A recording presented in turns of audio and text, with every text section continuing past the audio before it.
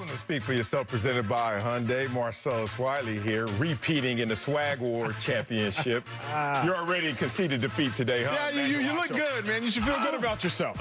You should feel good. You got one victory. Even a blind squirrel, Marcellus, what do? They find a nut every now and then. You, sir, congratulations. Well, this world done got some vision, because I keep finding nuts. All right, it's a lot to get to. Let's get it started with the Lakers, who won the NBA title Sunday night. But the attention has already turned to next year. Fast forward, LeBron's squad is favored to win it all again, according to Fox Bet. Then yesterday, Lakers legend Magic Johnson made his own prediction, saying, quote, the Lakers are going to repeat. Really? So, Acho, are you betting on the Lakers repeating next season? Marcellus, what it sounds like is it's the Lakers or the field. That is the question. There you go. You know my Lakers notes well. Or the field. Knows well. Give me the Lakers. Over the field? Give me the Lakers over the 29. Yes, but here is why, sir. Marcellus, what we have learned about LeBron James, what we've learned about the last decade, even though it's been a very tumultuous year, what we've learned about the last decade is this. What? If LeBron James is healthy, there's a 100% chance that he will get to the finals. That's what we've learned. 100%. If LeBron James, if we want to factor in injury, then there's still just, I don't know, a 90% chance that LeBron James will get to the finals. If he's healthy, it's 100%. If we want to factor in injury, there's a 90% chance that he'll get to the finals. Either way, there's somewhere between a 90 to 100% chance, statistically speaking, based on our 10-year, 10-example sample size, that LeBron James will get to the finals. So we're just going to assume that he'll be there. He'll be there. It's a statistically safe assumption. Okay. So let's go ahead and put him there. Well, now, if he's there, then the very simple question is, who is he there against? I'm not going to do this on my first lap. On my first lap, all I'm going to say is this. We say statistically speaking, we know that LeBron is going to be there. It's not your opinion. It's not my opinion. It's the last decade based upon facts, empirical data, statistical evidence. But the other thing I'll say is this. Why do I trust LeBron to win it when he gets there? Because he's smarter than everyone else. Higher basketball IQ, you're saying? Higher everything IQ as it pertains to the game. We criticize load management, rightfully so. It's been detrimental to the fans. It's been detrimental to the game. But what I realize, Marcellus, LeBron load manages undercover. Yes, he does. He does. How does he do that? I've seen that. During the course of the season, LeBron actually shot his furthest distance from the basket in the last decade. He was shooting 12.9 feet from the basket. So everybody was saying, highly acclaimed analysts were all saying this, man, LeBron's too old now. He can't get to the hoop like he used to. But then what we saw in the finals was that in the postseason, LeBron actually was his shot distance from the basket decreased. It got closer, that is. Then in the finals, it got even closer. How did LeBron James end up shooting a higher two-point percentage than anyone in history, including Shaquille O'Neal and Hakeem Olajuwon? So the reason I trust LeBron and I'm betting on the Lakers to do this again is to repeat is very simple. Two reasons. We know he's going to get there. That's what we know. Oh, we do? We do. That's what we know. We know he's going to get there. We or you? And when he gets there, he gets better. Okay. The way you just surmised all that, I would think LeBron is actually beating Jordan in terms of championship titles. He's not. That's where he has a demerit in comparison to the other GOAT in the conversation. But I'm not even going to have that conversation like you because you don't like to answer questions. I like to answer the question. What's the question? Will they repeat next season? I don't want to hear well, they're going to be there. Hey. That's good enough. No, that's not good enough. Will they repeat next season? No. Will they get there? Who gives a damn? Who cares about silver? You can't win unless you're there, sir. I respect that, but that's not this question, sir. So I will answer this question before I go into your logical realm and defeat you there as well. One, this year was an interesting year. Forget all the asterisk conversation that I like to lead about it being a bubble year and obviously, they had the 5-month hiatus, and then they went in there and they played a team in the first round that would never have been in the playoffs in NBA, ABA history with a play-in series, all that stuff. They left, 8 teams at home, blah, blah, blah. You know what's going to happen next year? It's going to be a normal year, hopefully. Maybe they start at a different time, but in terms of the game participation, we expect normalcy. You know what's going to be a part of that normalcy? Steph Curry on the shot, boy. Woo! Is Steph Curry coming back next year with Klay Thompson, Draymond Green? Or are they going to be able to draft? And they drafted with the number 2 overall pick? Oh, my God. Are the Warriors coming back loaded? I'm going to talk about the teams and the players that he avoided. Kevin Durant, is he playing again next year? What? Who is he teamed with? Kyrie Irving. Damn, does Kyrie Irving know a thing or two about LeBron James? Oh, my goodness. They're together. No, I'm not walking into a trap. First of all, if I walk to a trap, I'm stomping into that trap. You're going to feel me break the concrete. All right. Kawhi Leonard and his 2 finals MVPs tagged with Paul George, and this time they got a chip on their shoulder, or at least some shame on their face for how they went out this year. Those are the individuals and teams out there. We can also go whatever the Heat are going to do. They're going to mix up the pot a little more, mature. They got a lot of young players that are good. The Nuggets. But the point is, that's my point. All I want to do is kill you with 5 different teams, 5 different opportunities. That's my field. LeBron James may make it back there, but the odds of him winning again and beating the field, slim to none. Marcellus, you can't win the lotto unless you buy a ticket. Man, that's why everybody go broke. Go to the hood especially. Everybody buy a lotto ticket. Ain't nobody win. LeBron James is buying tickets, and he's buying 50% of them because he has a 50% chance to win because he will be there, unlike all these other teams that you just put in this hat. But let me go ahead now because I knew this was what you were going to do. I knew this was what you were going to do. It's not 50-50 when you make it there. You know there's a team that is tilted to win. That's called the favorite. But go ahead. Go ahead. Can I? Yes, you can. And you have to be there, Marcellus. If you're there, there's a 50% chance that you're there. That's a coin flip. It was a coin flip the Heat would have won. Stop that, boy. Don't cookbook. Let me do this. I'm not going to cook books. I'm going to cook facts. Okay. Here's what it comes down to. You mentioned Kyrie and KD. Marcellus, what the NBA has shown us is that dynamic duos don't work if LeBron's not a part of the duo.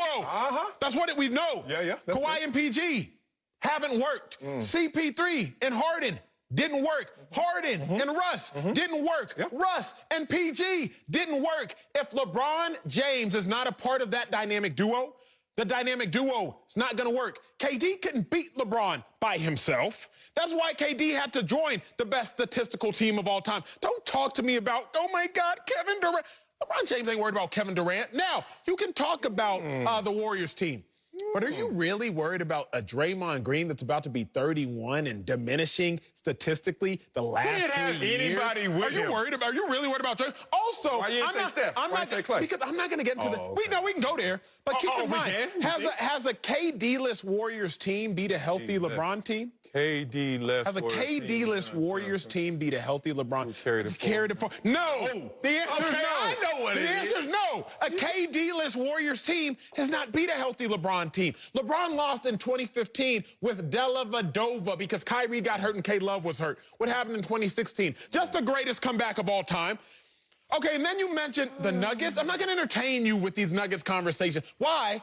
Because LeBron saw them boys and dismantled them when no one else could. So, my first lap, all I wanted to do was tell you why it's LeBron. That was a slow lap. My second lap, I told you why it's not everybody else. You're still behind. You're still behind me. Look behind. There go Acho on his second lap. I have then who? If you ready? You ready? Yes, I'm ready. First of all, you keep telling me how LeBron and this duo now with AD, no one can beat them. If LeBron's not a part of your duo, then you can't win. Can't. That's just what How's LeBron's duos been in terms of win percentage in the question of title championships? 40%.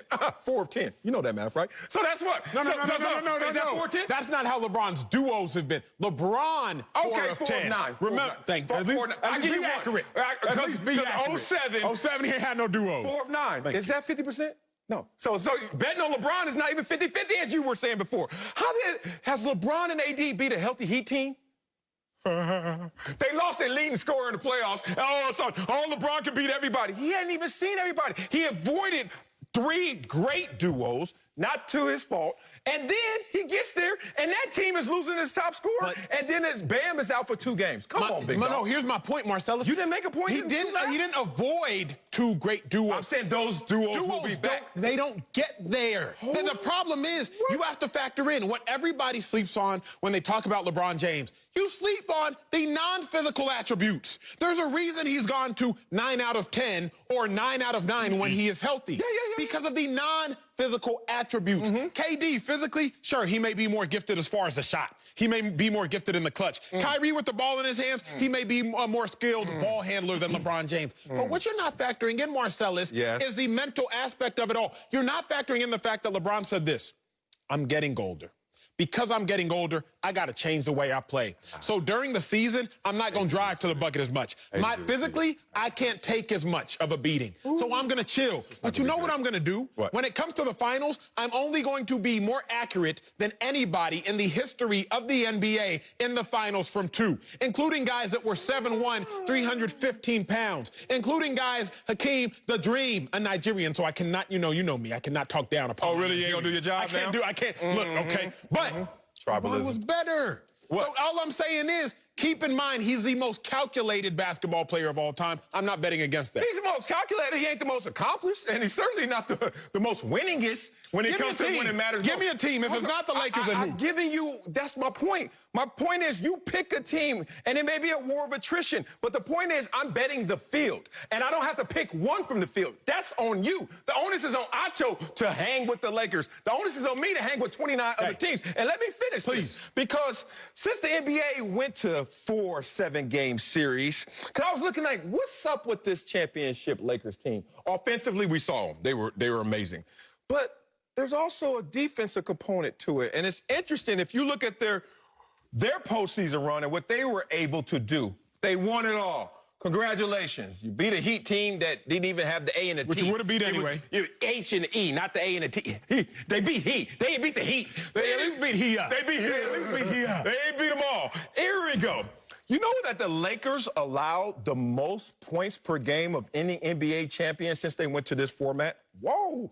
You know that they allowed the highest opponent's field goal percentage since they went to this format? Whoa! Do you know that they allowed the highest opponent three-point percentage? Now, all I want you to do is not be an analyst right now on television. Marcellus. And be Acho, my friend, in the dressing room. Please address this. If those names are coming back, Steph, Clay, Durant, Irving, Kawhi, PG. And that's what the Lakers were able to do in avoiding those guys, giving up the worst percentages in NBA championship history in the last 18 years. You think that those numbers get better or worse, hurt their chances, or help their chances? See, this is why I'm so grateful my parents sent me to a high-quality educational school from grades 5 through 12, and then obviously I got 2 degrees after. You didn't pay attention? If I wasn't more mentally astute, you would lie to me and I would buy it. Everything Marcellus said, it sounded smart, but since the NBA changed their format, you want to know the only 2 teams that have been more efficient in the playoffs? The 17 Warriors and the 07 Spurs. Those are the only teams, actually, that have won in the playoffs at a higher rate than the Lakers. So the Lakers dominated who they played. Gentlemen sweep, gentlemen sweep, gentlemen sweep, 1-6. It's not like the Lakers played around. So what I'm saying is, you just sat here and made it sound like the Lakers had a hard time with their opponents. I said that defensively, they struggled compared to other champions with an avoidance of top offensive talent. Is it just defense on basketball, or do you have to play both phases? Let me help you out. Please, because you're not helping you out. You didn't go to a top school, it sounds like kindergarten through 4th grade. And then all of a sudden you think you know something in the sin. Okay, I had to prove my intelligence like I'm proving it to you. There's a difference between having it naturally, inherently. Let me stop with you. Here's the point. All I'm saying is there are going to be offensive juggernauts out there next year. There are going to be duos, and we're calling them duos right now that may turn into big threes. We don't know who's the 3rd player that was sitting there waiting for these other guys to return to form. Whatever that looks like, if you're the Lakers, be careful. LeBron will be a year older. I'm not saying declining. I'm just saying... No. Wait a minute. When you're talking about now, you have to go through the juggernaut of offensive talents that you were able to escape, whether it was the fortunes, the universe, Kobe's greatness, and him being up in heaven helping you out. Whatever you want to lay it to, this path of resistance won't be as easy as it was this year. Coming up at the top of the hour. Yeah, he felt them body blows. Marcellus felt them body blows. Didn't argue with a 4th grader. Dak Prescott is out for the year, and his future in Dallas is up in the air. We'll tell you if he has any leverage in contract talks. But first, Reggie Bush will tell us if his former coach Sean Payton is mishandling Drew Brees by playing Taysom Hill. Next! Speak for yourself, presented by Hyundai. You are a nut. Presented by Hyundai. Let's talk about Sean Payton and the Saints. Well, Sean Payton was criticized last night for the way he used backup quarterback Taysom Hill. With under a minute left in the game and New Orleans down by 7, Payton turned to Hill over future Hall of Famer Drew Brees. Hill ran for a game-tying touchdown. The Saints did go on to win in overtime. Oh, I cannot wait for this one, Marcellus. We're joined by NFL analyst and Saints great Reggie Bush. But Marcellus, you up first. Is Sean Payton mishandling this Drew Brees situation? Hell yeah, we've been waiting for this conversation and been waiting for your face, Reggie. Good to see you, Reg. We need you to be haters here on this one, man. This is the definition of too cute. When they talk about offensive coordinators or play callers, when they just get too cute. Because I don't know what's the end game of still going out there and running the Wildcat when nobody wants to see the Wildcat anymore. It's lost its luster. It's lost its impact. But Sean Payton, you're a great coach. And I don't understand what you're trying to do right now. It seems like in his mind, he's like, look, I want our offense to be unpredictable. But you have to understand the counter of that same unpredictability. Guess what it is? What is it? That the offense feels unsettled while you're trying to make us look unpredictable. We're like, whoa, what's happening to us on this side of the ball while you're trying to be too cute and fool the defenses? It's actually imploding your own offense. I'm a father of 4. And growing up, my first incident at the park, or scar, if you can see right here, it's a 9. I can see it. Yeah, it's 9 stitches right there. Big boom in my head. Some bloods pushed me out the swing. I wasn't even banging. Just pushed me out the swing. 7 years old. Bow! Big hole in my head. And I still return to the park. I'll give you this story in short because I love the swings. Push me out, so what? 9 stitches, still show up. Wiley shows up. You know what? I have 4 kids now, and we have a play set in the backyard. You know what I can't do? I can't swing. You know why? It makes me feel all out of sorts. It makes me feel all kind of weird. You're also over the weight limit now, baby. you over the swing weight limit. Yeah, Let's be honest now, bro. Wait a minute. In and outs. Y'all act like I'm buying that play set. I got the, But anyway, here's the point of it. When you get older, when you get more mature, when you get more experience, and you've seen a lot more, you realize you can't do everything you used to do. Damn it, Sean Payton, grow up. That little cute little offense you try to run is playful. It's cute. It's childish, but you're being too cute and you're hurting your own in the process. Did they win the game or not? That's all I want to know. Did they win? Season ticket holder. Here he goes. There he is. America, here he goes. Yes, America, that's all that matters. If you lost, then you need to go fix whatever the issues are. But they won the football game, and they're number 1 in their division right now.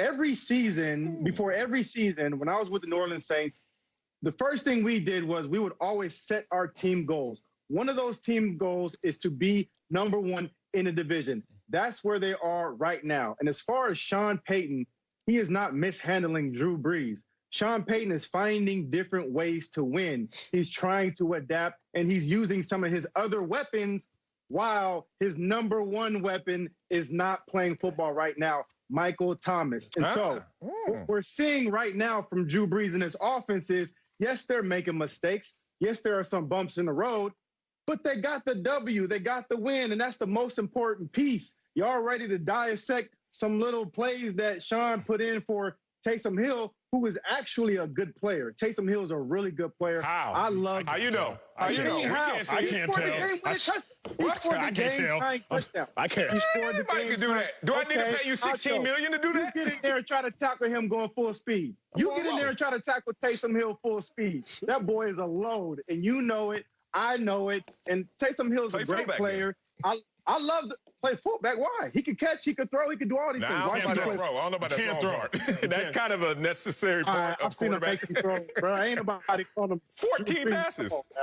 Here's my question, Red. If me and you sitting in the whip, right, and I'm driving, you riding shotgun, okay? We sitting at a light in the middle of traffic, and I run through the red light. You gonna look at me saying, Acho, what you doing? And I'm gonna look at you and say, But I didn't get in an accident, did I? Don't tell me that a stupid decision. You act like you ain't done that before. Don't tell me. Done that. Look, Reg, don't tell me that a dumb decision is now okay because it didn't cost you. That's what you're trying to tell me. But did the Saints win? But did the Saints? Yes, they won. Why is it dumb, though? Why is it a dumb decision? Here's why it's dumb, Reg. Here's why it's dumb. Week three, the score is 27-27, national television. Green Bay Packers versus the New Orleans Saints. Drew Brees is doing his thing, but here comes Taysom Hill to save the day. Fumble. Packers take the ball back, go down and win the game. And actually a more pivotal game than what happened yesterday. But you know what, Reg? You're right. That's not enough. Week 4 versus the Detroit Lions. Tie ball game. It's 14-14. Oh, it's 1st and 10. Here comes Taysom Hill to save the day. First play. Fumble, 2nd and 16. Now Drew Brees has to come out there on 2nd down and do what Taysom Hill couldn't do and more. It's a dumb decision because statistically speaking, how are you going to take out Reggie Bush, the quarterback who's number 1 in completion percentage, number 1 in completions, number 1 in passing yards? You're going to take this man out the game to bring in Taysom Hill. Mishandling, Reggie. Listen, at the end of the day, wait. Let's go back to your point that you used for the Detroit Lions. Go back. Who won that football game? Oh my God. The Saints won that football game. But who won this football game? But Reggie, the New Orleans Saints. Reggie, they're winning. Reggie, they're winning in spite of Taysom Hill. They are not winning because of Taysom Hill. They're winning in spite of the handling of the situation. No. They're winning despite not having Michael Thomas. Sean Payton is trying to use every weapon that he has right now until Michael Thomas comes back. Now, Michael Thomas would have played this game, but he got suspended. So that's why we didn't have him this game. Hopefully he's back this game because when he's on the field, he's a weapon, he's a threat. No secondary right now is scared of our speed because we don't have Michael Thomas to threaten that. So Drew Brees does not have that deep threat right now because he doesn't have his number 1 receiver, who's also just one of the best receivers in the NFL. Man, I heard a lot of wheeze, like Lil Weezy. Like I heard a lot of wheeze. You on that payroll? I need to go get my Super Bowl ring. What's up? You on that Weezy? You sound like Weezy over there. And you didn't catch this because you were snow plowing Acho into the ground. But he also said, "Get him, Marcellus." He tapped out in the middle of that, Reggie. You didn't even hear. I was like, "Damn, dog, you need some help." And I would help Acho right now, except he over here plagiarizing me and regurgitating my takes. I remember telling you and your brother Acho when he was on talking about don't be running through red lights and bad decisions. You just gonna come up here and not give me no Wiley some credit. A house divided cannot stand. Okay. Are we trying to win this? Oh, you're right. Okay. You're right. Y'all can't win this argument. Okay. You're right. You're right. All right. Let me get back to this beat down of Reggie because I got you. Acho. This is very disrespectful to Drew Brees, who leads the NFL in major statistical categories, at least 4 I count, in NFL history. We're not talking about present day. We're talking about an all-time quarterback who's being disrespected. And it seems like Sean Payton is trying to give us all like one big hint instead of just explicitly saying what he really wants to say. One, your backup quarterback is making $16.3 million this year. What the hell are y'all doing when you got Drew Brees as your starter? But he's also worried about what the other team sees in his offense more so than what his team sees in itself. And that's a little disturbing because growing up in situations I saw around with my friends, you guys ever seen the two-family situation, you know, like daddy there for Christmas morning but not there for Christmas night because he got another family kind of situation.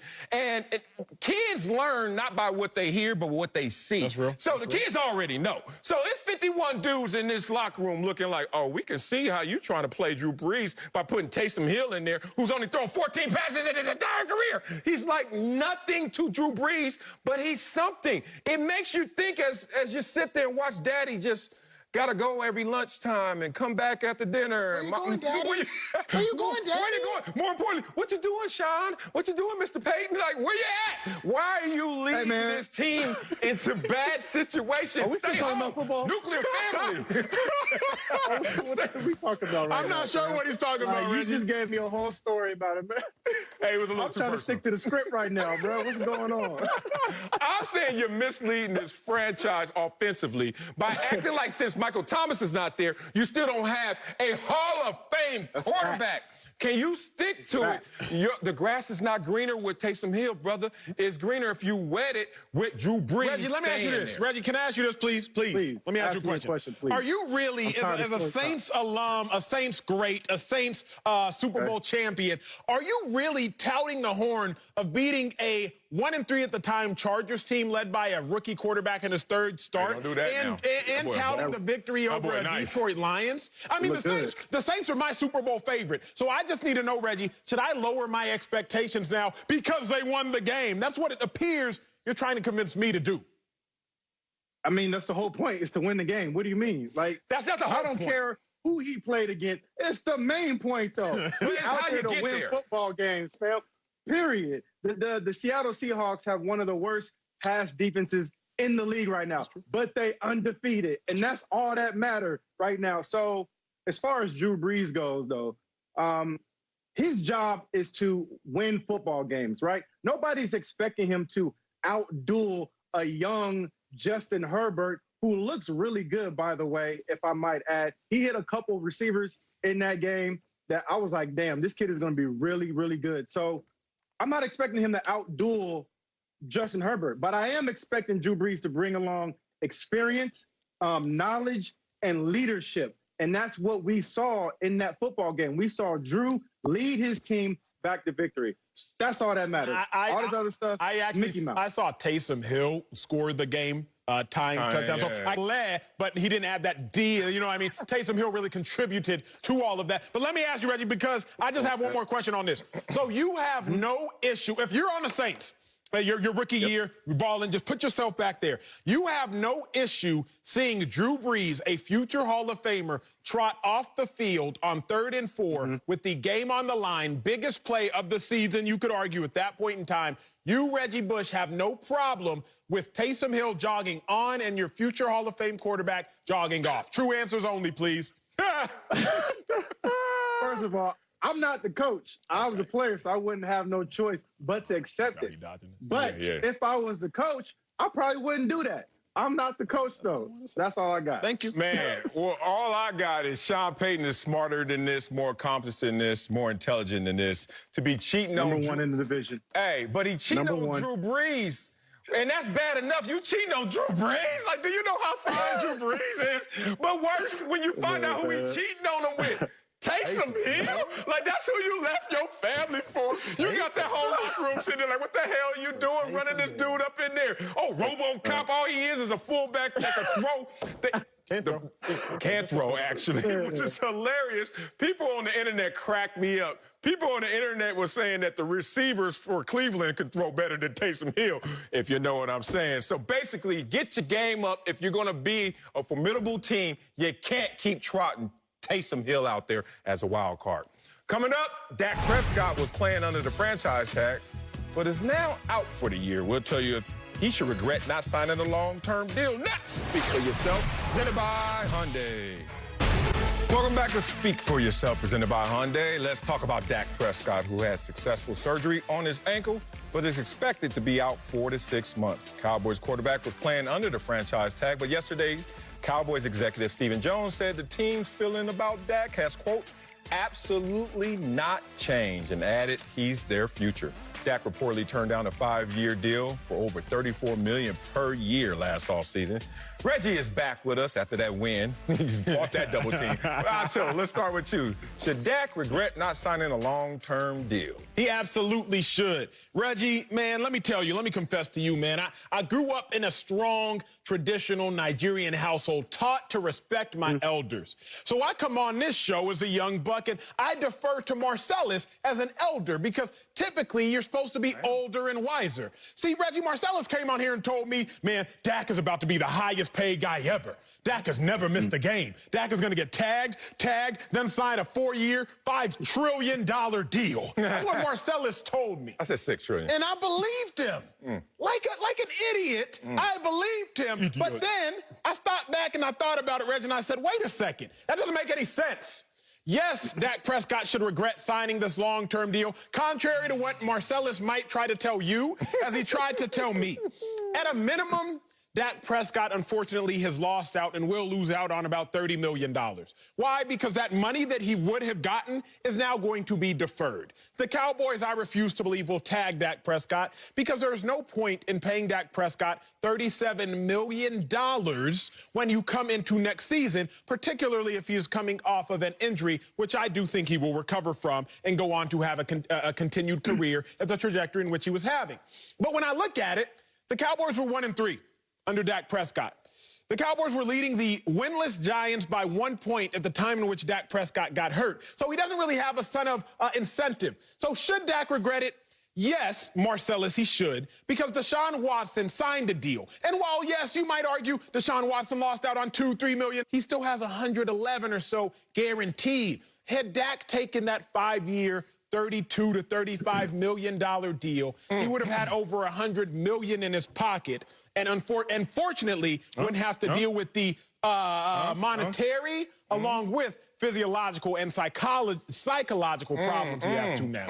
You don't even believe what you're saying over there. You stumbling a little bit, big dog. Big words. You're stumbling. I'm using big words. You know why you're stumbling? Because I'm using big words. It ain't real. It's all right. It's okay. I don't want to get up here and brag, but let's just say I have experience in being overpaid. Let me just say that. And that's the only way to put this. I've been in these situations before. It's not about are you the best. It's about are you going to get the most. And I think that's your first issue. You keep thinking that best means most. It doesn't. Living proof right here. Here's the second example. I think we're in a twilight zone. Same place that we were last year is the same place we're going to be next year in terms of Dak's contract negotiations. Dak has his same leverage. What's changed is now they can try to enter doubt into Dak Prescott's mind to make him take a reduced contract. But what hasn't changed is the reality that Dak can push back on that same doubt and start to quote and flex on other names that have recovered from catastrophic injuries and still became the same player they were, if not better. Let's go to Darren Sproles. You know Darren Sproles, Reggie Bush. Put Reggie Bush back on here. He know about Darren Sproles. Darren Sproles showed up in New Orleans, and Reggie, all right, whatever. Reggie was like, I'm here. Oh, no, I'm not. I'm out. Or whatever. Darren Sproles had this same injury his second year and became Darren Sproles, somebody that replaced the Reggie Bush. So this injury is something you could come back from. But my boy Acho loves to have micro arguments. I mean, in the weeds. Yeah, I'll beat you up in the weeds and I'll beat you up in the jungle. Micro arguments for macro conversations. He likes to take it to a place where he's not seeing the entire picture perspective. So I quote Andrew Brandt, former NFL executive, and also one who is really versed on contract negotiations. As he says, he's still bullish on Dak's contract situation. One, because he is expected to return from injury. Two, he'll be ready to show you that he can play football on his own backyard and the football field he built at his own house by March when free agency starts. And three, there are so many names, Allen Robinson, Allen Hurns, Earl Thomas, Darren Sproles, etc., who have come from major injury and still got top dollar. Dak has already put his money in the bank because of his performances the last 4+ years. You can't take that away from an injury he's going to recover from. Well, first of all, Sproles did not replace me. I left. Check him. And then he came in. Check him, Reg. Then he came I in. mean, say it with your chest. Tomato, tomato. Tomato, Get him leave. Get him He was real confident with that point. He was real confident with that point. He tried you. He tried you, Reggie. He be doing that to me, too. Why ain't you stay in? Let me stop. I had to go. Hey, listen, I didn't stay because I wanted to go be a real running back. I never got that opportunity when I was in New Orleans. Sean used me as a catching the ball out of the backfield, split out a receiver. I went to Miami because I wanted that rock, period. So you were the first Taysom Hill. You were the first Taysom Hill. Let me stop. No, back to the main point. Don't disrespect this. With Dak Prescott's injury, I do believe he will recover from it. For anybody that's ever broken a bone, and I'm not sure all the details of what he broke or tore, but if it's just a fractured broken bone, it's going to heal back. I broke my fibula in 2010, and the doctors always tell you bones heal back twice as thick. And so they're going to put plates and screws in his leg, and he's going to be fine. He's never going to break that leg again like that. But should he regret him? Yeah, should he regret not signing that deal? I'm sure he does regret that right now, sitting in a hospital, not being able to play football with his leg probably up in the air. Of course he regrets that, 100%. But what I will say, though, is for quarterbacks, they always have leverage. Quarterbacks, unlike many other players in this league, have leverage. And when you are a quarterback like Dak Prescott, and you've put together the kind of seasons he's had and the kind of wins he's had, they know what he can do. They're not worried about if he can do that again. They know he's going to heal back. It's just a matter of him getting up and doing it. So the same situation he's in right now, before he broke his leg, is going to be the same situation he's going to be in again next year. So if he starts to play well, he'll have an opportunity to get a big contract. So this just kind of delayed it 2 years, maybe. That's my point. That is my... See, Reggie is... So here's how I know Reggie's intelligent, Marcellus, because he's straddling the fence. He's saying a little bit of what you're saying and a little bit of what I'm saying. The truth is typically found somewhere in the middle. Reggie is actually absolutely right. Dak is going to make his money eventually. But the kicker is this. If Dak was going to play for 14 years, however the case, however many you want to say, he lost out on a year or two, as Reggie is now saying, which I agree with, of big time bread. Because Marcellus, if Dak was going to make 37 next year on the tag, or let's assume he doesn't get tagged, assume Dak was going to get a long-term deal next year, that long-term deal is now put on pause. I give you another situation. I've said this before. Jeremy Maclin, Philadelphia Eagles. I was with him. His first 4 years, he played with the Eagles. He was a first-round pick. He played out that last year with the Eagles because he wanted not to sign the extension. He wanted to hit big. Well, he tore his ACL. So instead of signing a long-term deal, he signed a 1-year, $3.5 million deal. He played another prove-it deal. Then he signed a 5-year, $55 million deal. He did get his money. But his money was deferred. His money was deferred 1 additional year because he got hurt. Marcellus, that's what you need to understand. It's not that Dak's not going to get his money. His money is just going to be deferred 1 or 2 years. Y'all ain't following y'all not following the beats, and I'm not going to even try. Because you offbeat. Because you offbeat. I can't follow something that's offbeat. And you offbeat, sir. I'm not offbeat. Next year, Dak is either going to get tagged or he's a free agent, right? Correct. Okay. So he's not going to be a free agent. He'll never become a free agent. So he's getting tagged. So we on same pace that we were last year. So how am I offbeat? Why would they tag him though? Why would they tag him? So you said so he's a free agent. Well, Reggie, you can't say both. How do you think it plays out, Reg? Because I don't think he gets tagged. Hold on, y'all just caught that y'all not necessarily following these steps properly. I said either he's tagged at 37. Yeah, y'all better watch yourselves because I'm setting all these traps. Okay, so he's going to get tagged or he's going to be a free agent. You know if he's a free agent, if Teddy Bridgewater's getting $22 million coming off the bench just for 5 starts. He was 5. Teddy Bridgewater was 5-0. Yeah, hold on. And Dak has the 3rd highest win percentage since he's been in the league, so don't give me no 5-0. Dak is 7-18. Dak is 7-11. You know why I'm offbeat? Because you don't want the song to play. That's why you offbeat. Because the song is tacky. Here's the thing. Dak is still on that same either let me go and you know I'm going to get paid or $37 million franchise. Y'all ain't going to let that go. Let's just say that. It's already left the owner's mouth. It's already left Stephen Jones' mouth. But let me give you a historical example and a today example. Question, trivia. I need Reggie and Nacho up here since they can't dance to the music. Who has made the most ever in NFL history? Peyton Manning? Nope. Reggie. It's Drew Brees. You should know. Most money? Drew Brees has made the most money in NFL history. Who's made the most money since Dak has been a quarterback in the NFL? You're going to say Kirk Cousins. What do you mean I'm going to say it? It's the facts. Kirk Cousins. Okay, let's find some commonalities in Drew Brees and Kirk Cousins. Oh, my God. They both were franchised. Dak has that in common with them as well. And then Drew Brees, not only franchise, tore his shoulder off his torso. Like, people were like, yo, I don't think Drew Brees is ever coming back. Did he come back to the tune of making the most in NFL history? I'm seeing that's a lie. I'm seeing that as a lie. So my point is, both were franchised. Drew Brees also got hurt like Dak, and they both ended up in pay dirt. Yeah, but Drew Brees' injury was different. Drew Brees don't even entertain him. Don't entertain Marcellus's lies. All it takes is a quick Google search. It takes a quick Google search to see that Eli Manning is the highest paid, followed by Peyton Manning, followed by Drew Brees. Marcellus lies with confidence. You did the same thing. He lies with confidence, Reggie, to make you believe him. You didn't reset like you didn't last time. Last week, refresh it. It's for this season. I did. I refreshed it. This season. I refreshed Is Eli Manning making money? I refreshed. Is Peyton Manning making money? Is Drew Brees making money? Players. Yeah. That's dated. I'm sorry. It's not dated. This was yesterday.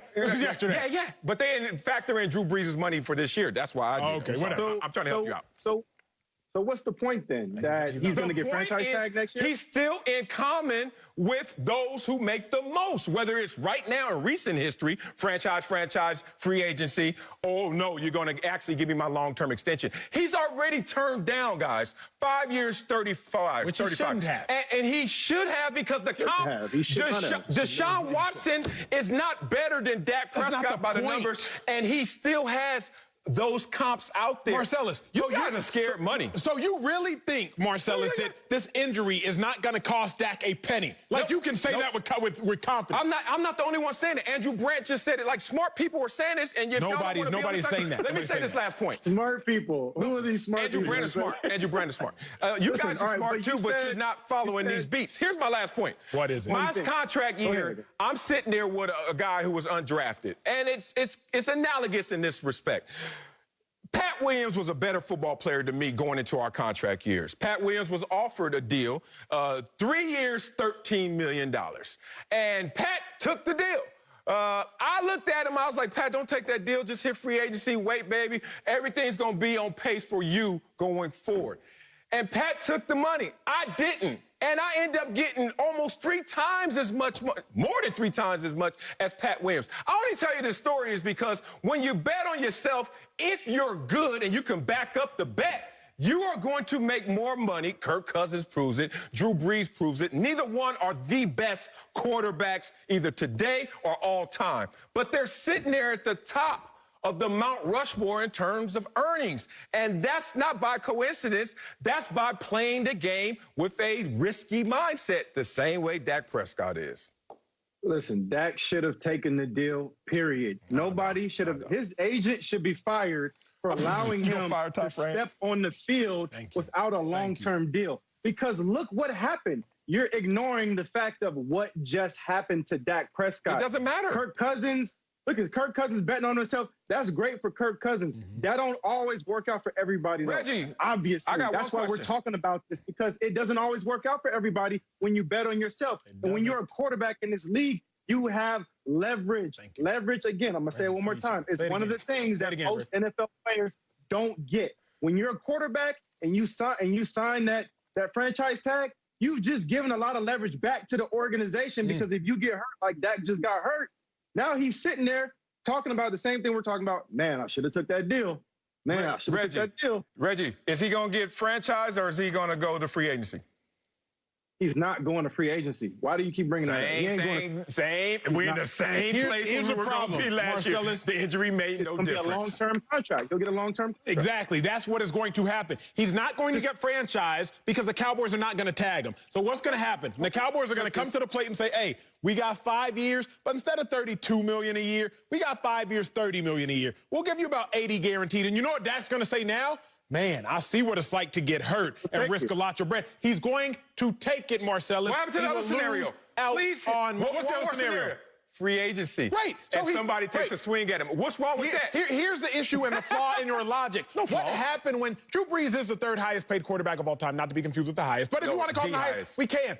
After Marcellus, Drew Brees got hurt, and he went to the Saints, and he joins Reggie Bush there in 2006. Drew Brees signed a 6-year, $60 million deal, making him the 12th highest paid quarterback. Why? Because he was coming off an injury, so did not get the money that he deserved. Not because he was the 12th best, not because best is equivalent to highest paid, because he got hurt. And in getting hurt, you lose some of your leverage. Coming up, oh, you better LeBron get out of James this, and Anthony Davis are now Drew had 3 bad years. His former teammate, Tristan Thompson, will join us and tell us if AD is the best teammate the King has ever had. That's next. Speak for Yourself, presented by Hyundai. Welcome back to Speak for Yourself. Let's talk about Anthony Davis, who can officially call himself a champion. But apparently, he can't rest too long. Our own Chris Haynes reported LeBron told AD during the locker room celebration, quote, "We've got more work to do." LeBron has been paired up with superstars before in D. Wade and Kyrie Irving, but he's really been showing praise to AD. Check out his post on IG. Brow plus the king equals championship. That's simple. My brother's an animal. And the scariest thing about it, he's just scratching the surface of his potential. My goodness, bro, you're special. Anthony Davis, he's like that. Congrats, champ. Champagne showers, hashtag AD on the way. We're joined by LeBron's former teammate, NBA champion himself, Fox NBA analyst Tristan Thompson. So, Tristan, coming to you first. Is AD clearly the best teammate LeBron's ever had? Well, first, I'm the best teammate ever had. Let's not get this twisted. Hold on now. Let's set this straight, all right? Hold on now.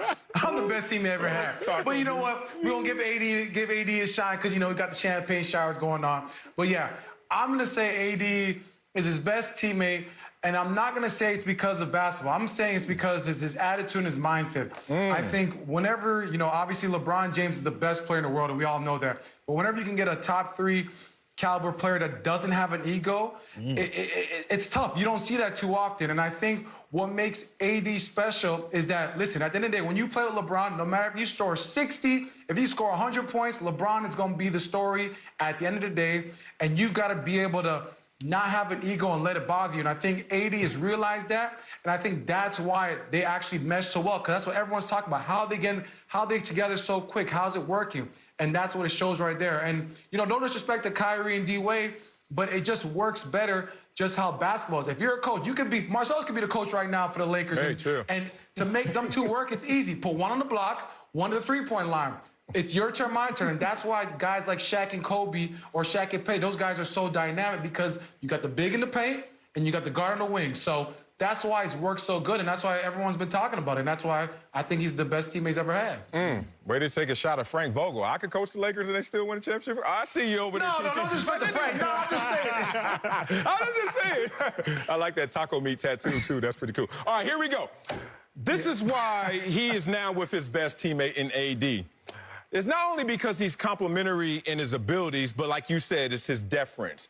This is the first time I think LeBron has found himself with a dynamic duo teammate where the other guy doesn't think he's better than LeBron James. He just knows that he's different than LeBron James. Let's take you through Dwayne Wade's situation. Even though Dwayne Wade was a champion when LeBron James was not a champion, LeBron James was a better basketball player when they met each other in Miami. But that was Dwayne Wade's house. It was in Wade County. So LeBron James was like, man, how do I figure this out? The Tetris psychologically with Dwayne Wade. And they struggled that first year in figuring that out. You fast forward to a Kyrie Irving who was like, I was holding it down when you left Cleveland. What down? Now, he wasn't holding down much. What they was holding down. But that see, this is the difference. Champions, I'm hearing this a lot. Champions are great, and we respect you in a different column. But all NBA, all-star players, they also feel like they got some cockiness to them, too, because they know they can do it by themselves. Kyrie was saying, our team is not good, but trust me, I know I'm a beast. And it was a second there where LeBron James and Kyrie had their friction to the point where we know how that relationship ended. Not with AD. AD not only upstairs understands his role, but let's look at it on the court. In terms of who he is, LeBron's second all-time PER. Who's third, Nacho? AD. Where's Dwayne Wade? 22nd. Where's Kyrie? 33rd. So just in basketball efficiency, they're different. But when you talk about adding that to the intangibles and the fact that they can absorb each other properly on the court and off the court, that's problem with this question is so many people hear us saying that AD is better than Kyrie, or even worse, more opposed, AD is better than D-Wade. That's not the question, nor is that what we're answering. The AD that LeBron got is better than the Kyrie or the D-Wade that LeBron got. Because remember, D-Wade was really good with LeBron for about a season and a half.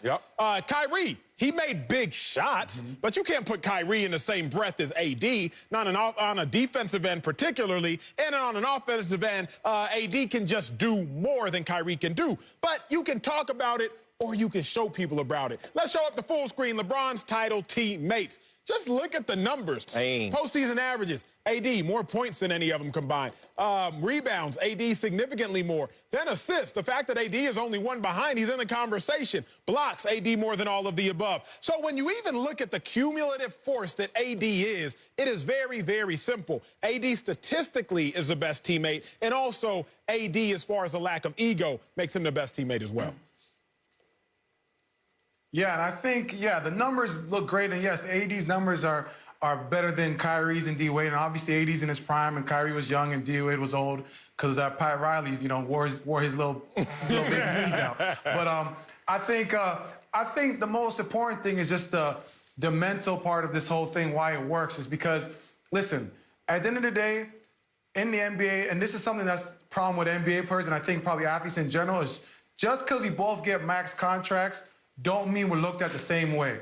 Listen, at the end of the day, and that's something that guys got to realize, that's something that's hurting the game right now, is that because we both max, it don't mean that. Listen, I remember Rich Paul told me when LeBron came back to Cleveland, he said this. He said, Double T, you guys don't win a championship, but once you guys start winning a championship and guys get paid, there's going to be a wedge that comes between your team. And I was like, so how do I make myself an asset to that? And he said, you know what, just do what you do. Yes, I was a young player. I wanted to be an all-star. But I said, you know what, for me to be valuable to this team and actually have a chance to win a championship, I got to play my role. And that's what I did. And I think what happened to our team in Cleveland, you saw, is that as we started winning, there was a wedge between our team. And I think when AD went to the Lakers, Rich said, hey, Double T, remember that conversation I told you about? It's going to work in LA because AD come from a household where they're both on the same page. AD want to win, and he want to help LeBron be the best player he can be. Tristan, let me ask you. That's also why I would say he's best teammate. Let me ask you, take us into those locker rooms, at least mentally, figuratively, because I think a lot of the fans at home that didn't play sports at all or at a high level don't understand why it is what you're saying. What is it that makes there be a rift or a wedge come in when LeBron is balling, but Kyrie is balling too? Why is it that it's hard for two superstars to coexist? Take us there. I think it's difficult sometimes because, like you said, with LeBron coming back and coming back to Cleveland, and for us young guys, we were, putting up numbers and we were looking good, but obviously we weren't winning no games. So for it to work, yes, there's some nights where either K-Love could be K-Love too. K-Love scored 30, Kyrie scored 30, and LeBron might only have 25 that night, but the headlines on Talk Sports TV is about, LeBron carrying the Cavs. And as a young player, and that when you go home and you're around your circle, if your circle is not saying what's best for the team and probably might be saying what's best for you, that causes a wedge between your team. I mean, it happened with Shaq and Kobe. It happened with Shaq and Penny. It happens, but it's just with AD, it's much different because obviously I think it's a big part of it's having the same agent because, agents play are one of those people in your ear that be telling you nonsense too, and we know all about that. So I think having Rich Paul represent AD and LeBron, it's almost put them on the same page and let them understand you guys are better together than going against each other. And that's why it's worked between them. Yeah, and it's worked between them, and obviously the results, they just won a championship in their first year together. But we need to really highlight where it works the most, and it's on the defensive side of the ball. Let's look at this full screen right here of defensive win shares, and look at LeBron James this year, 9th. Look at him last year in the injury campaign, 40th. Look at him before he got to the Lakers. Good Lord, 335th, 77th, 20th. That was a championship year, 31st. You can keep going back and almost see the correlation between when LeBron's in the top 20 defensively, all of a sudden that's a championship year for him. But let's get to a deeper layer that we didn't really touch. That LeBron James, for the first time in his career, finally chose a duo over a big three. When LeBron left Cleveland the first time, it was LeBron, Dwayne Wade, and Chris Bosh. When LeBron went back to Cleveland, it was LeBron, Kyrie, and Kevin Love. This time, he said just me and AD. You know what it did? It simplified the acreage before and would sometimes be forced to do it. And then you get to the Lakers this year, LeBron was able to just guard 1 through 3, basically. And AD said, I don't like playing the 5, but I will. But 4 and 5 is me. LeBron have more confidence with your old butt out there on the perimeter guarding whoever, because I got your back here, big dog. And that's been the biggest difference for LeBron and for the Lakers. Coming up in our big story, Dak Prescott's future in Dallas is in question. We'll tell you if he has any leverage with the Cowboys next. Big thing to say. Watch and speak for yourself. Marcellus Wiley, Emmanuel Acho. My dog. See you. Let's get back to our big story of the day, Dak Prescott. And the Cowboys star is out for the season after having ankle surgery. Dak was playing under the franchise tag for just over $31 million after he reportedly declined a 5-year deal last offseason.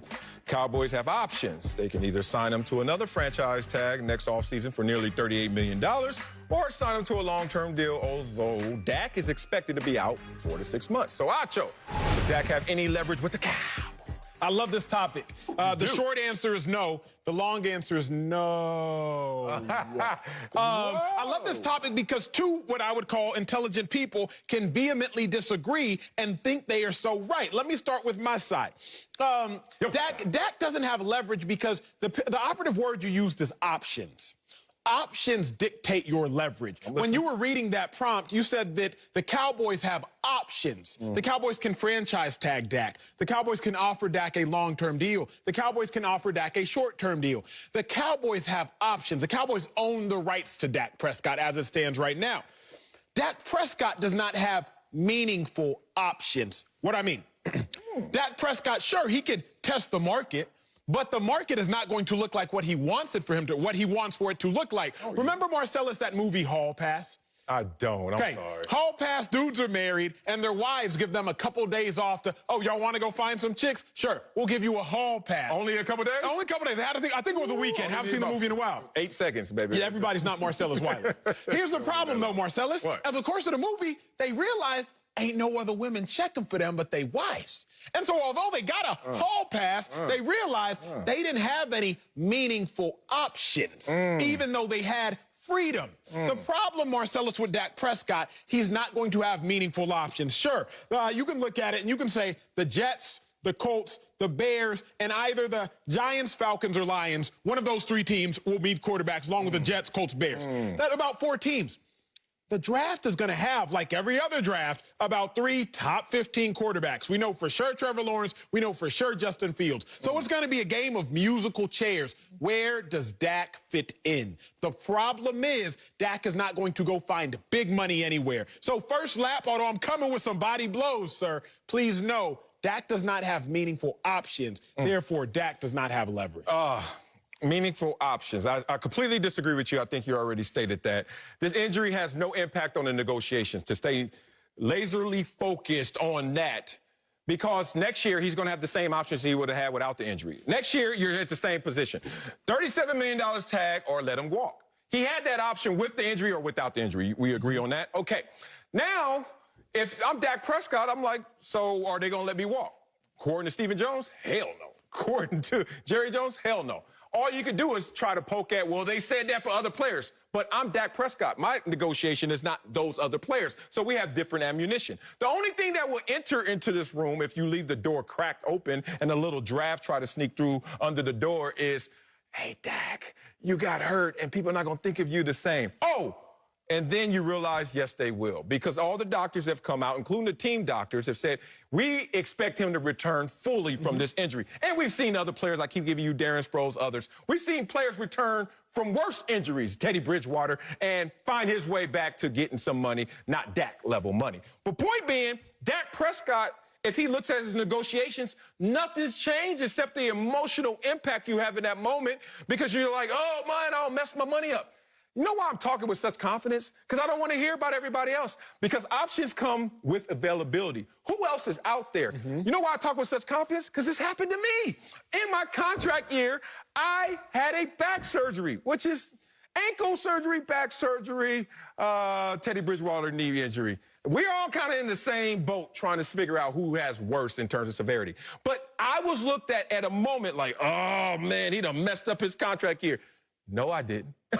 I was able to still have the same negotiation. You know why? Going forward, when you pay somebody that amount of money, it's a projection, and it is a macro conversation. I think you're a little too deep in the weeds to realize Dak's already put up 3rd most wins since he's been in the league. Dak's already at, what, 5th all-time passer rating. Like, Dak's put enough in his ammunition where You can't take that away because of an injury that you're going to return from. I like your point, and the reason I like your point is because you're speaking like Dak's agent. You're speaking on the Todd pro-Dak France side. in the building. But you know better than I know, because you've sat in these rooms. I've only heard about these rooms and listened to these rooms about when you're in a big-time contract negotiation, not like when I may have been in, but a real contract negotiation, the team's not going to tell you what you have done. Yeah. They're going to tell you what you haven't. Right. And that is where Dak is going to do. If you're Todd France, Dak Prescott's agent, then I'll be Jerry Jones. Let's go. You inherited an uberly talented roster, probably the best roster in the National Football League, the best offensive line in 2016. Everybody was healthy at the time. A first-round running back we gave you. We gave you Des Bryant, all-time touchdown reception leader in Cowboys history. We gave you a Hall of Fame tight end in Jason Witten. We gave you a tremendous slot receiver in Cole Beasley. We actually gave you competent defensive backs as well. Oh, and you had a healthy Sean Lee. So you had a great defense, and you had a great defense by Cowboy standards. Statistically, I think they were top 10, top 12. And you had a great offense by anyone's standards. Okay. You got a first-round bye. And yet, you only had to win one game to get to the NFC Championship, and we lost.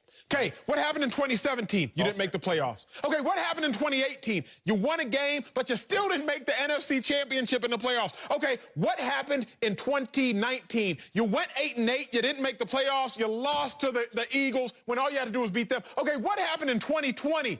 You were 1-3, and you were leading the Giants before you got hurt. Okay, but the defense sucks, right? It's not Dak's fault.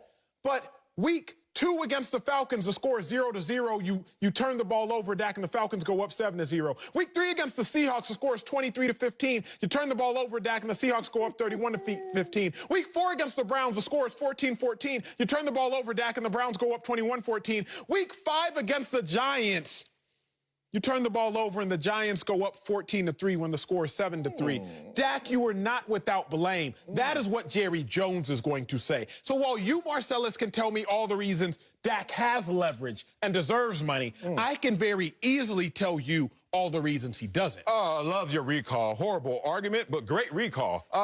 Jerry Jones knows more about this situation than you or I. Correct, absolutely. The greatest recall, Jerry Jones. But he's still talking post-surgery about Dak's our leader, Dak's intangibles. As I highlight, people were saying around the league, including Jerry Jones, look, you don't have to be Patrick Mahomes, Russell Wilson, Aaron Rodgers on the field. But you know who you are? Off the field, you're equal to them in intangibles and not too far behind them on the field. So let's talk about this, because we're getting into a room where when you have a major contract negotiation, you don't bring the team with you. Why? We won the Super Bowl. Hey, chill out, big dog. What did you do? And let's now extract what Dak Prescott has done in those situations. You want to bring up the fact that 1 year he loses to Aaron Rodgers? Oh, that's not going to hurt you in negotiations. 1 year you beat Russell Wilson in the playoffs. I think that helps. And then the next year you lose to a Rams team, even though Zeke goes 20-47 and the defense looks bad. And that's the team that's in the Super Bowl that year. I don't see anything where it's hurting Dak Prescott. What I'm seeing is a Jerry Jones who's already offered Dak Prescott $175 million, 5 years, $35 million, 110 guaranteed, and said, will you take this? And Dak said, no thanks. And then that same Dak who smacked that contract down has looked even better and will return to the same form. So you have not showed me impact on negotiation. I don't bring the team into this room. I bring Dak Prescott and his resume. But the problem is, and this is where I think your answer is limited. The problem is you can't just bring me a bunch of individual statistics in regards to a team game, in regards to a quarterback. Dak Prescott's not a defensive end. He's surely not a linebacker. His negotiations will be vastly different than what yours look like. You can't do that. The other problem here is this. You're ready. Jerry Jones says, and Stephen Jones, I'm not going to let him walk. And in all honesty, they are telling their truth at the moment. Right now, on October 11th, or whenever Dak got hurt, tragically, they said they're not going to let him walk. And you know what? In theory, they can be right. If Jerry Jones says, you know what, Dak, we'll give you a 5-year, $25 million a year deal. Walk. Sure, but at least Jerry's going to say, you know, we tried to keep him, but we just couldn't make it work. We just couldn't make it work. Jerry Jones also tried to tell us Jason Witten was going to be a Cowboy forever. Tony Romo, all these other things. None of them are Dak, but keep going. But the fact of the matter is, Dak is Dak until he's not. Des Bryant was Des Bryant. I'm never going to play for nobody besides the Cowboys. I got bookmarked tweets of people saying Des will never play for anybody else besides the Cowboys.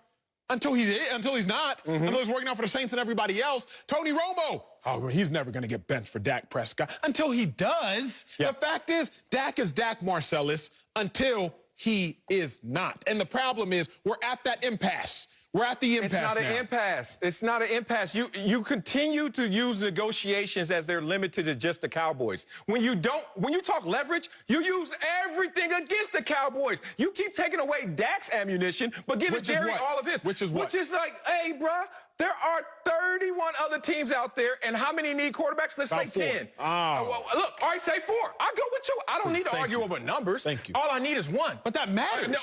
No, it doesn't. All you need is one that's going to say, let's push this up, and you compete with those ones. I've been there. Here's the thing.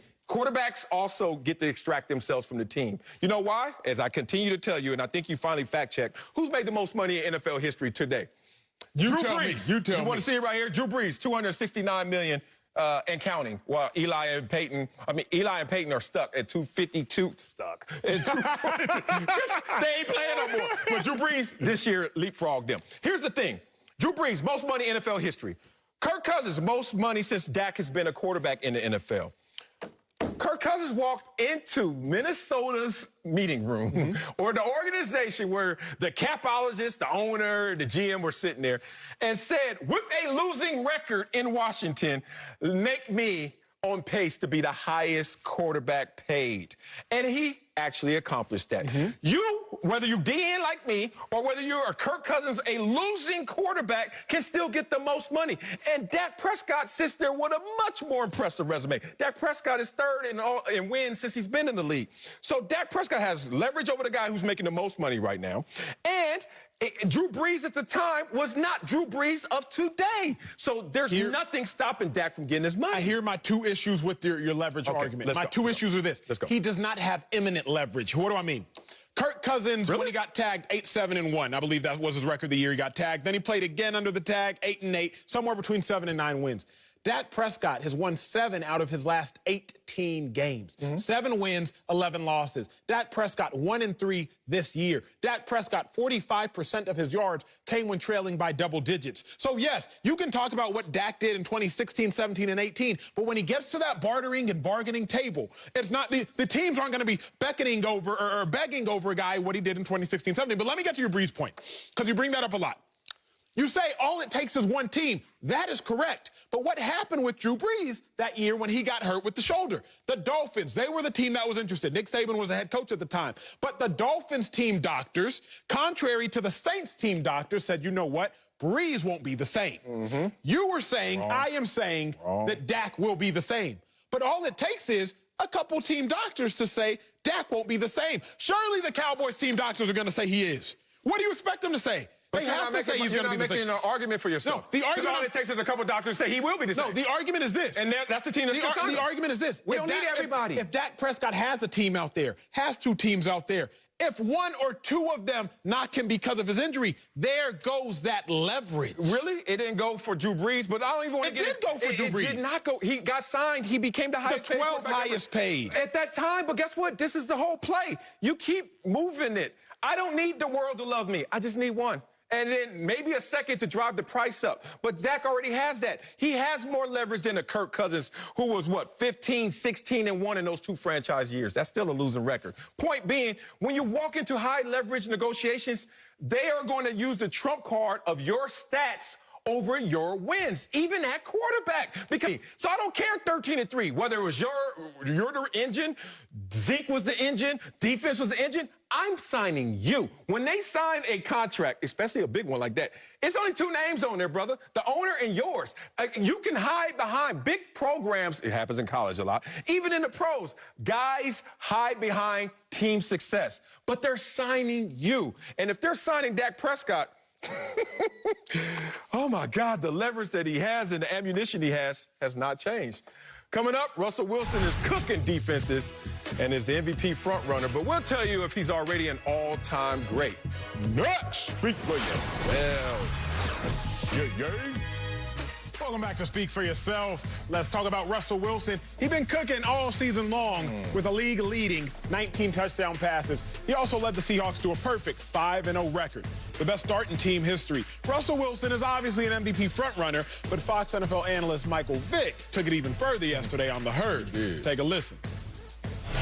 You know, Russell's going down as one of the greatest of all time, man, and he just got ice water in his veins. Nothing seems to faze him. He believes in himself, and you can almost look at his eyes and just his mannerisms throughout the game and know if he's going to be off or on that night. And 90% of the time he's on. Like, he's just one of the greatest, one of the best to ever do it, and I admire him so much. You know, if my son grew up and played quarterback, you know, I'm going to make sure that he watched a lot of Russell Wilson film. Okay. That's the great Mike Vick speaking there. But Marcellus, you talk to me. Is Russell Wilson already an all-time great? Yes, he is already an all-time great. I could go back to Seattle because I've had like 19,000 bad Russell Wilson takes. They all mad at me up there in the Pacific Northwest, but now you got to love me. Yes, he is. I asked you a question. Is Aaron Rodgers an all-time great right now? Is Drew Brees an all-time great right now? I think the answer to those questions are yes. So if that's a yes, then Russell Wilson is as well. Let's hit you with a full screen because people don't want to hear me. They just want to see these numbers. Tier 1. Look at this win percentage. I wonder who's higher. Oh, look at you, Russell Wilson. Completion percentage. Comparable. Lower, though. Passing yards per game. Acho doesn't like that stat anyway, so it's a little lower. Touchdown to interception ratio. Looks the same to me. And then most importantly, passer rating. Oh, look at Russell Wilson right there with those other guys. Now, let's take the full screen away. And why did I use those two guys? I wonder how many championships Drew Brees have. One. What about Aaron Rodgers? One. What about Russell Wilson? One. But 2 yards from two. Closer. Did Aaron Rodgers go back to a Super Bowl? Wait. Drew Brees? Anybody? Everybody? Here's the point.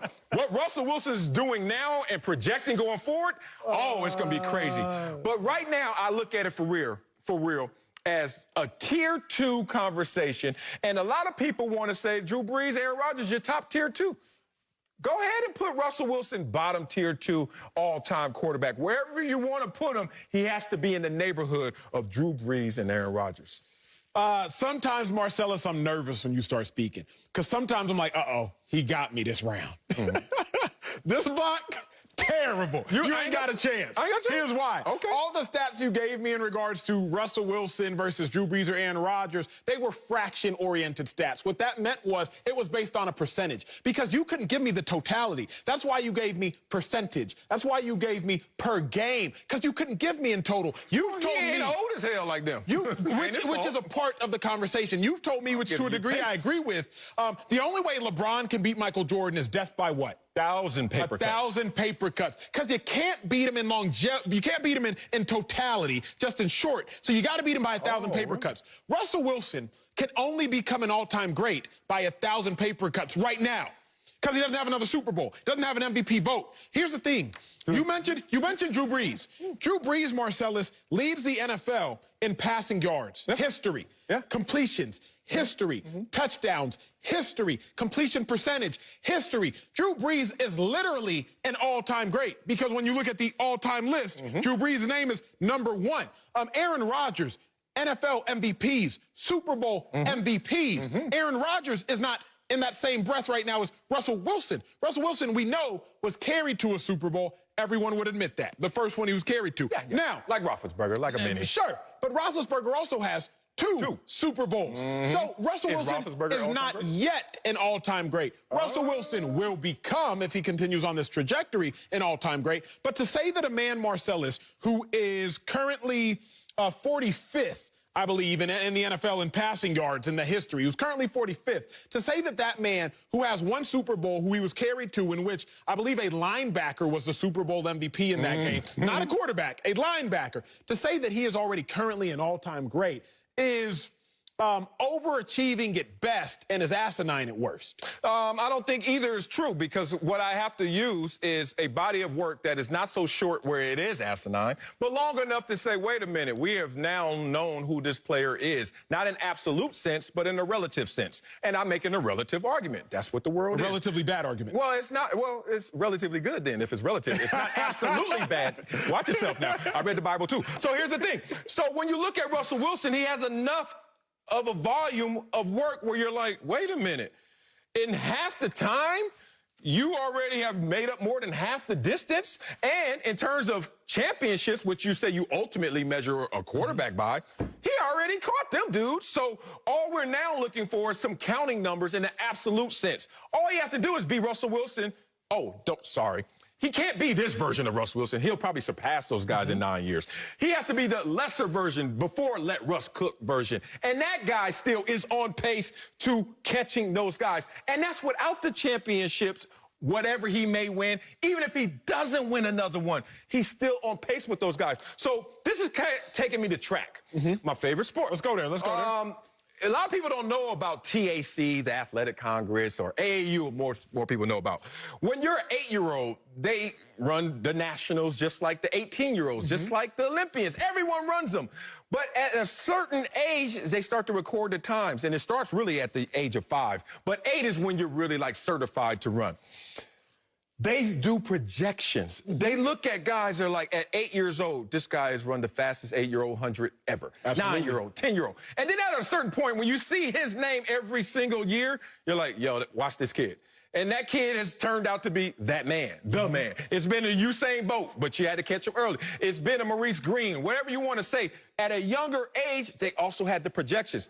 You may say I'm premature by absolute sense, but not by the relative sense, and certainly not by the percentages. Russell Wilson has either shadowed or eclipsed those guys. I don't mind you saying he will be an all-time great, because I agree, he will. The problem, Marcellus, is when you say he already is. Let's talk about it. Let's go. If Russ is already an all-time great, then Roethlisberger obviously is. Yeah. Rodgers is. Yes. Brees is. Peyton Manning is. Yes. Tom Brady is. Yes. You got to throw in Eli Manning, because 2 Super Bowls, 2 Super Bowl MVPs. You could make an argument. Yes. You could make an argument. I know. You could for sure, if you want to make the Russ argument, you could make the Matt Ryan argument, because Matt Ryan has been consistently good. Here's my problem. He has an MVP. He has an MVP. Here's my problem, Marcellus. He ain't got a championship. How many all-time greats are there? I just gave you 10 names in 10 years. This is not basketball where everybody can loosely get into the Hall of Fame. That's my problem with your argument.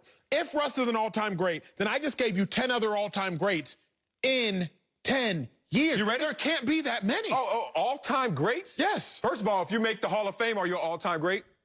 Yes. There's 400 people in the Hall of Fame. So let's go by position. Let's go into top tier. I do it in this system. Tier 1, all-time great. Brady, Peyton Manning, Montana. You could sprinkle who you want in there, but that's mine. Bottom of top tier, bottom tier 1. Marino and Elway and those kind of guys. Then we go into tier 2 for me, which is like around, like you would say, 6 to 10.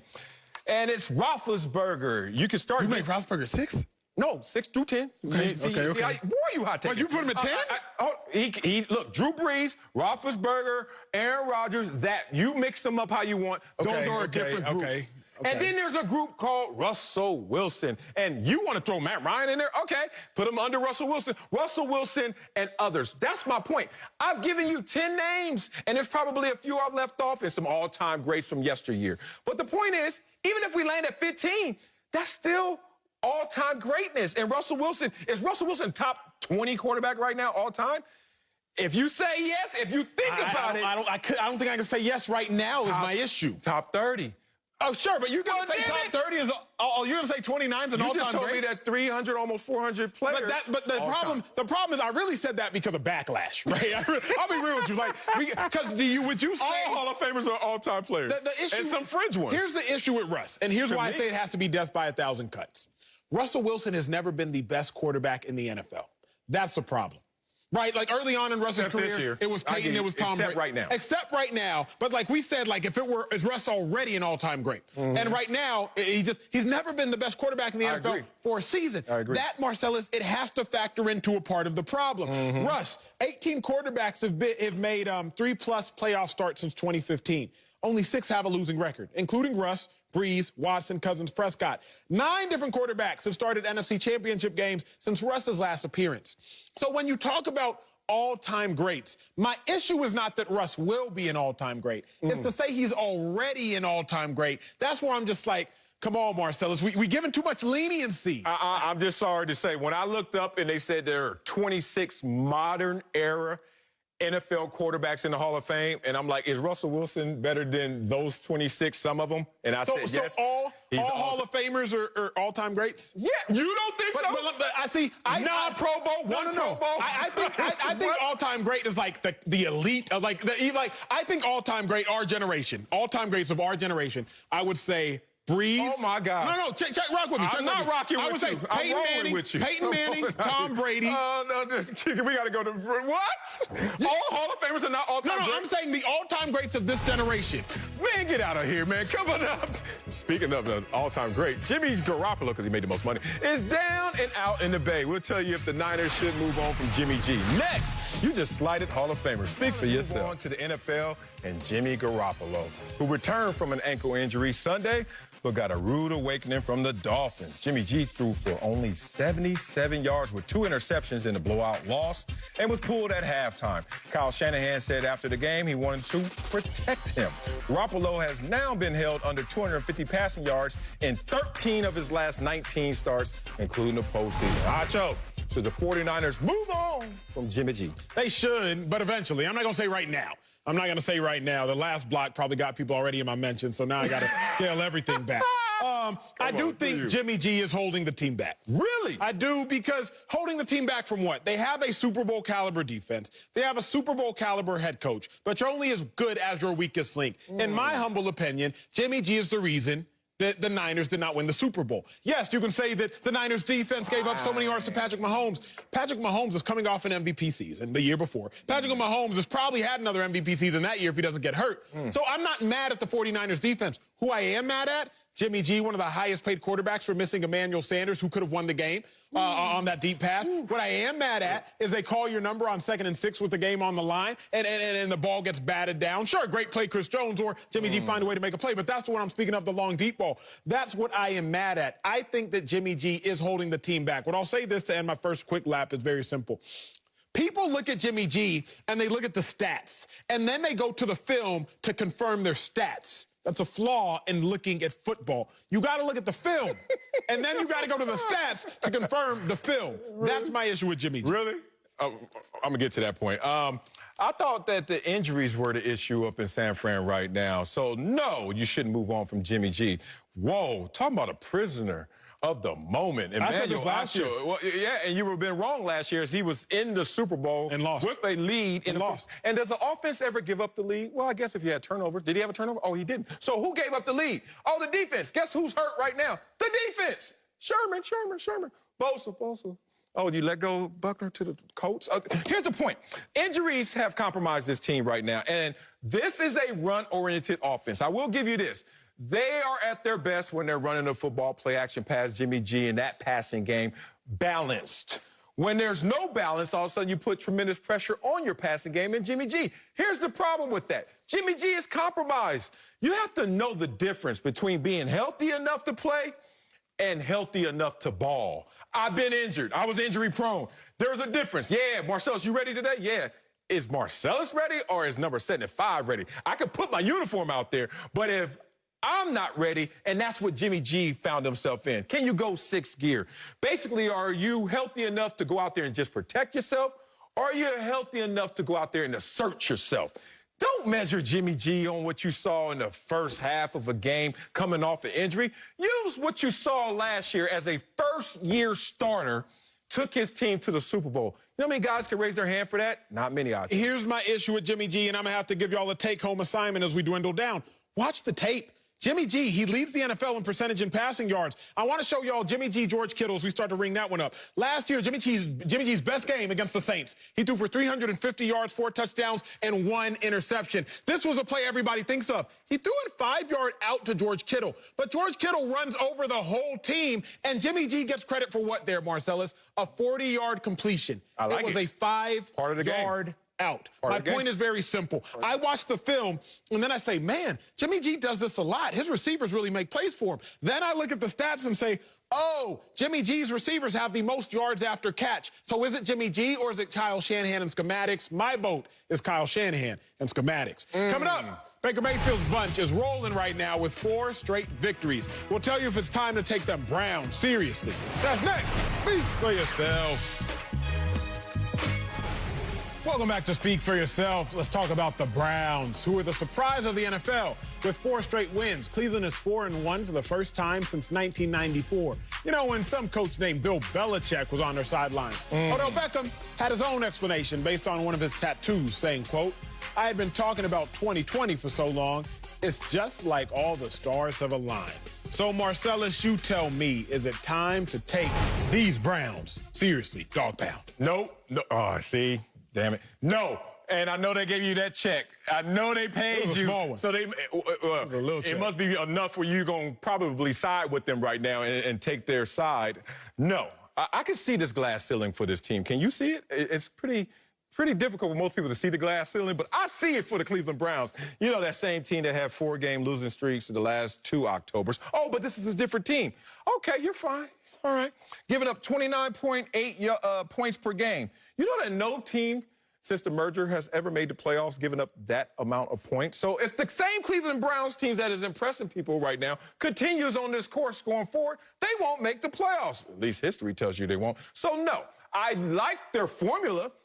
Take the ball away on defense, run the ball on offense to protect Baker Mayfield. I like that formula. That sounds great schematically. That sounds great as a philosophy. But in execution, knowing that the Cleveland Browns have been living in futility for many years, and also the fact that their defense is just giving up entirely too many points, I don't see it happen. Here's the issue I have with your logic is that the NFL is showing it's not a Browns issue. You say that the Browns would give up the most points in NFL history to make the playoffs, correct? If they were to make it at this trajectory? I don't think they are. Well, if they were to make it at this trajectory, that's what would have to occur.